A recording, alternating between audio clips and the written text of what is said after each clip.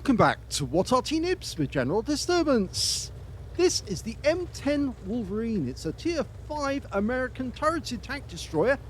It's located on the north spawn of Malinovka, and this one is under the command of SlyMeerkat. And he's in platoon with a KD-1SA Omen and Rage, which is his usual fighting partner. There he is. Game on. Well, the M10 is armed with a 76mm gun, capable of 115 alpha and penetrating 128mm of armor with standard ammo, and with the premium ammo, my volume marker is actually obscured at the moment. I can't tell you what it is.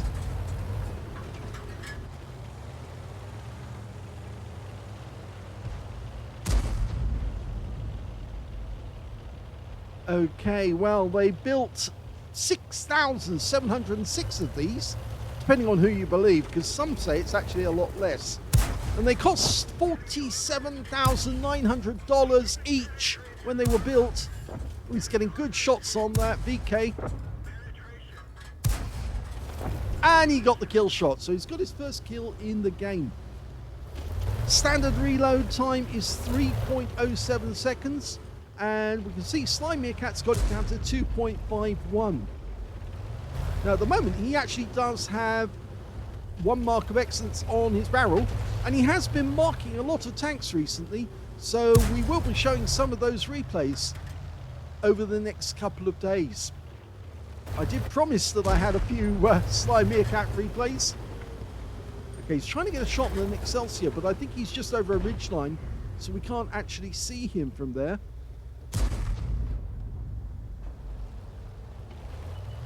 Now basically, the M10 looks very much like the M4. And in fact, actually that's because they were basically designed by the same group of people. And it is basically a very thinly armoured M4 in many ways. It was, they used the M4A3 Sherman hull.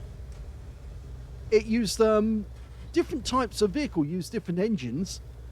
Some use the General Motors twin diesel, and some others use the Ford GAA V8 engine instead. And they were supplied to other nations as well, not just to America. The French had them as well, and that's where the M10 RBFM comes from. Say the design took place in 1942. They started producing them in 1942, and they stopped producing them in December of 1943. But they did then start producing the M36 Jackson, which was basically an M10 hull, but with a 90mm turret instead. Far more effective.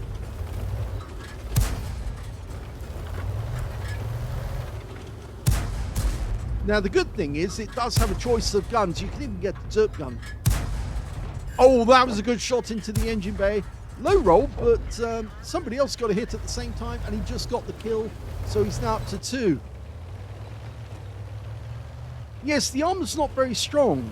At the front of the hull, it's only 38.1mm and 19.1mm all the way around, whereas on the turret, it's 57.2mm at the front and 25.4mm all around. Oh, lovely shot in the move.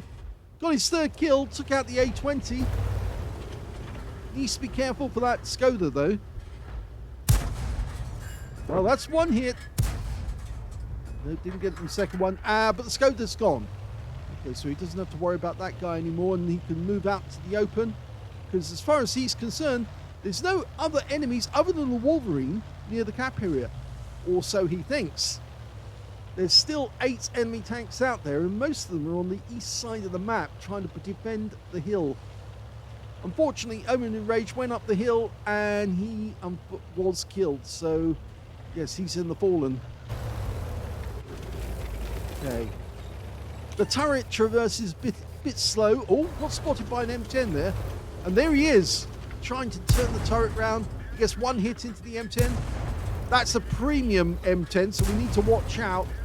And kill shot? No, he didn't, but he dodged the shot that came from the M10, and the kill shot went to our M10 RBFM instead. It's basically a same vehicle, but It's just got a better fire rate and it's a premium as well. So it does train the crews faster and it gets more credit, more XP. Just trying to get shots on those tanks going up that side. There's an M10 over on the other side of the map, but we can't get at him at the moment. In fact, he's just got wiped out, so he's no longer in the game. Now, the Americans called it the M10, but in actual fact, it was the British that called it the Wolverine in the end. In fact, it seems that the British were naming a lot of American vehicles. That's how the name Sherman got attached to the M4, the Scots got attached to the M8, and, well, other vehicles as well. They just collected names, such as the British called the M7 the Priest, because, of course, all of their artillery, their SPG, were named after clerics, or people who are in the religious line. There's still 5 enemies out there. 2 of them are Arty, a Guerrilla and an SU-122.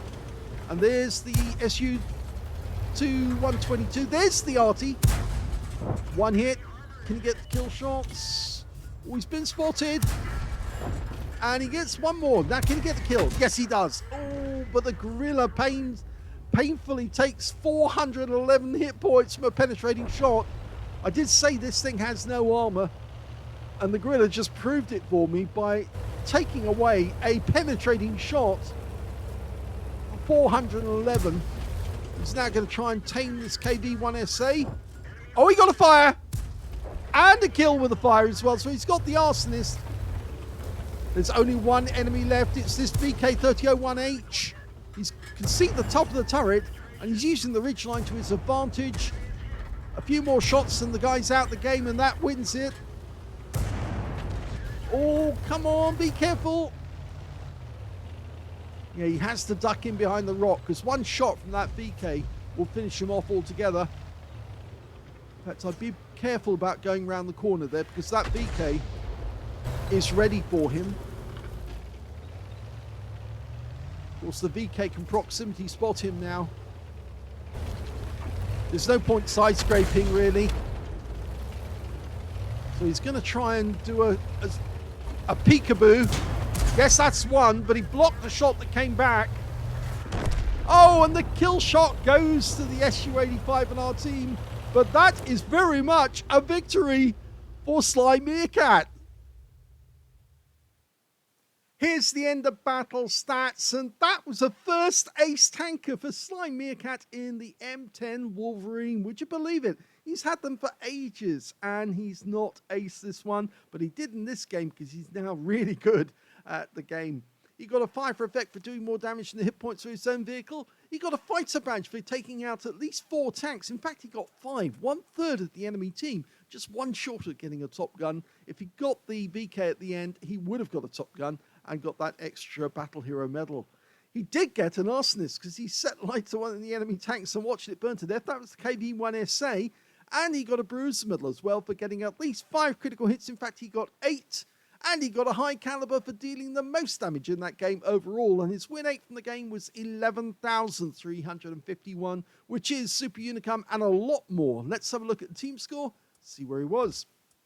Top of the table when it came to damage, 2,436 hit points. Nobody else was near him except the SU-122, who got 1,419 hit points, followed by the VK3001H at the end of the game. Yes, that same guy who got 1,167 hit points of damage. When it came to kills, he got that one too. He got 5 kills. 3 kills went to the VK3001H, the one at the end, and 2 kills went to the enemy Guerrilla, the guy who actually hit him with 1 big hit, and the substantial amount of the damage that Guerrilla did was on SlyMeerkat. And the other ones were the SU-85, who killed the VK in the end, and the M10 RBFM on his team, who also managed to get the kill shot when Sly was about to kill this the M10 on the enemy team. There he is. There's the M10 on the enemy team. This is the guy that killed him. He got 736 and 2 kills. When it came to base XP, yes, Sly's got that one too. So he's got the top in all 3 columns. 1,112. He's the only player to get over 1,000 in the game. The second highest was the A20, who got 906, and he picked up a patrol duty. And the third highest turned out to be the KV-222 on his team with 627. We can see that the KV-1SA of his platoon mate in this game, who is actually Omen Enraged, that's his real name, and unfortunately he didn't get any damage on the enemy at all during that game, got wiped out while he was at the top of the hill, which is sad, but it does happen sometimes.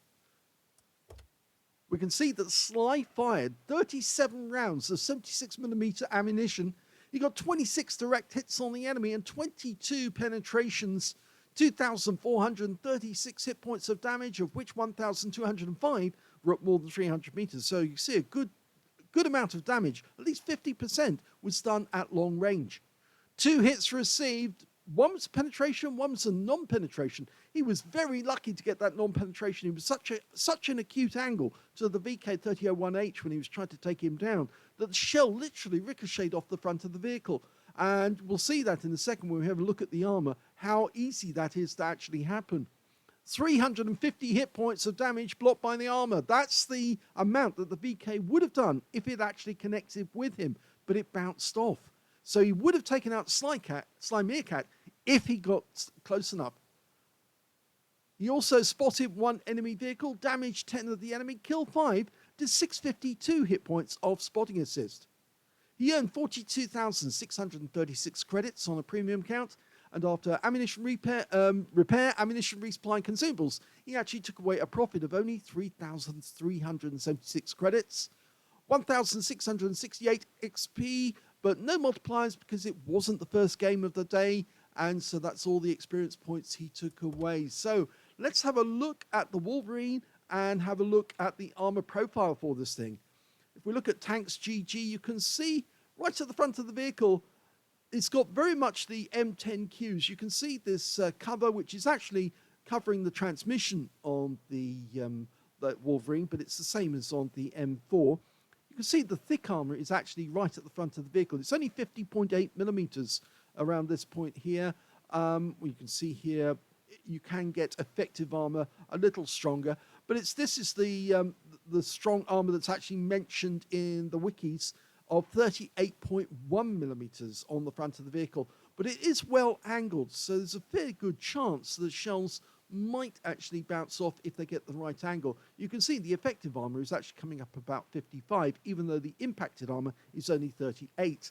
This is the thick armor on the top of the turret. It is the mantlet is 57.2 millimeters, but it comes out as effective armor of about 75 or thereabouts. The rest of the armor on this vehicle is very, very weak indeed. You can see here 20 millimeters basically, and on the turret 25. Any shell hitting that is more than likely going to go straight through. The same on the engine deck. You did see that the Gorilla got a really big impact on him, and more than likely this Wolverine, they are open turreted, so it is possible for Arty to land a shell within the cockpit, kill the crew and leave the vehicle intact. And that's actually happened more than once. I've seen it happen more than once. I've even done it myself. And then obviously you need to destroy the vehicle afterwards to actually collect the hit points, because you've killed the crew, but you haven't finished off the machine. It's no longer on the enemy team because of course they can't play it, but you just need to finish the job. You can see the impacted armor on the top of the engine deck is only 9.5 millimeters. So any Arty hitting a tank like this is more than likely going to get a penetrating shot. Okay, so there's the collision model. Let's have a look at the live model. This is where you can see if you get the right angle, which is what SlyMeerkat was doing. And of course, what he was doing is trying to angle it in such a way that the rounds would literally ricochet off the front, and that's exactly what happened. You can see here the effective armor suddenly goes up to about 165 millimeters, and that's how he managed to beat the VK, by making his angle so acute that the rounds would literally just ricochet off the frontal armor. But the rest of the armor, very weak. So good job he didn't try to side scrape, because if you side scrape in something like this, yes, your armor will get overmatched and no problem, the shell will just go straight through. So don't bother to side scrape at all. The best thing you can do is make the angles so acute that the enemy can't pen you, which is what the SlyMeerkat did, and then you've got a chance of surviving. But the only other way of taking on an enemy tank which has got heavy armor is to try and disengage from them, pull back far enough so they can't see you, and then try and snipe them when they don't know where you are. Anyway, that's the armor. Let's have a quick look at the modules. Okay, the armor and the modules. Here's the transmission, as I said, in the front of the vehicle, and that cover in front, which is actually quite strong. You can see the driver's on the right-hand side. The driver's mate with the radio operator basically is on the left-hand side of the vehicle. You can see that the commander, the TC, is actually on the left-hand side of the vehicle, gunner on the right-hand side, and the loader is actually behind the breech, feeding the shells in from the ready rack, which is actually within the turret. This area here is a counterweight against that 76mm gun, which protrudes all the way out. They had to put a counterweight in there, otherwise the gun would just basically topple over at the front because it was so heavy. The engine is in the back, sandwiched between two fuel tanks. But I think you might have noticed there's these big ammo racks directly underneath the turret in the side of the tank. And that's basically where you should be aiming. If you auto-aim at this thing, you're probably going to connect with the ammo racks. But if you want to guarantee that you get an ammo rack explosion, just aim for the rear of the turret. And that's where all the other ammo racks are and the loader.